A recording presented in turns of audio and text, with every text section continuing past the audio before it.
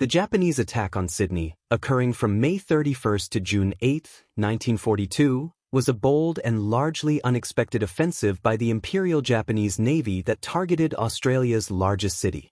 It was one of the few times during World War II that Japanese forces launched an attack on the Australian mainland, highlighting the extent of Japan's expansion in the Pacific and its desire to threaten Allied positions in the South Pacific.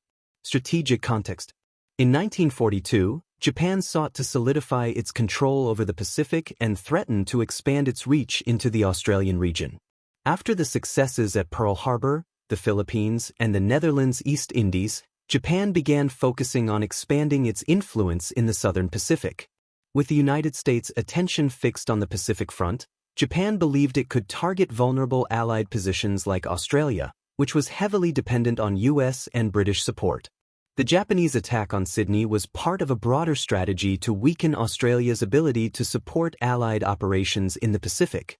Additionally, Japan intended to disrupt Australia's supply lines and undermine morale by launching attacks on its home soil.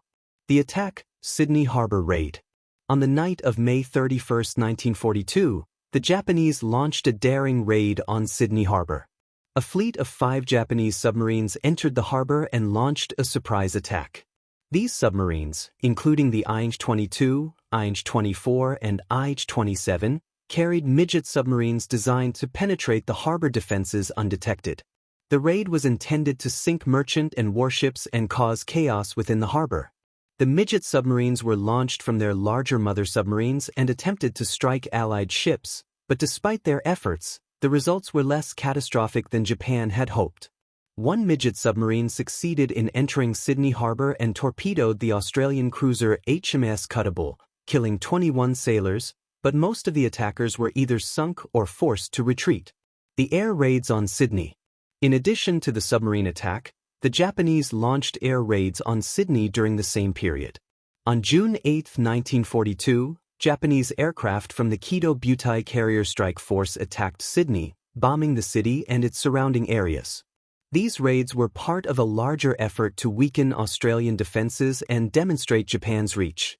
Although the damage was significant, with civilian infrastructure and military facilities targeted, the raids caused relatively few casualties, but they instilled a sense of vulnerability and fear among Australians. Australia's response. The Australian military was quick to respond to the Japanese incursions. Anti-submarine defenses were bolstered, and the Royal Australian Navy began improving its measures for protecting Sydney Harbour. While the raids were unsettling, they did not result in the level of destruction Japan had hoped for. The Japanese faced significant difficulties in maintaining supply lines and supporting the operation due to Australian countermeasures and the geographical challenges of conducting such distant operations. Long-term impact and legacy. The Japanese attack on Sydney had several long-term consequences. While the raids were not strategically decisive, they underscored the vulnerability of the Australian mainland to Japanese attack. In response, Australia strengthened its coastal defenses and expanded cooperation with the United States, which had already provided significant military and logistical support in the Pacific. The raids also served to highlight the growing threat of Japanese naval and air superiority in the Pacific, which led to a reassessment of Australia's defense priorities.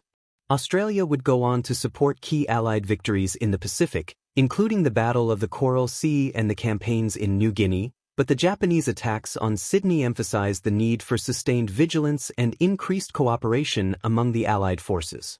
Though the raids on Sydney were limited in their immediate military success, they marked a critical moment in the Pacific War, emphasizing the global reach of Japan's military capabilities and reinforcing the need for Allied unity in the face of the Japanese threat.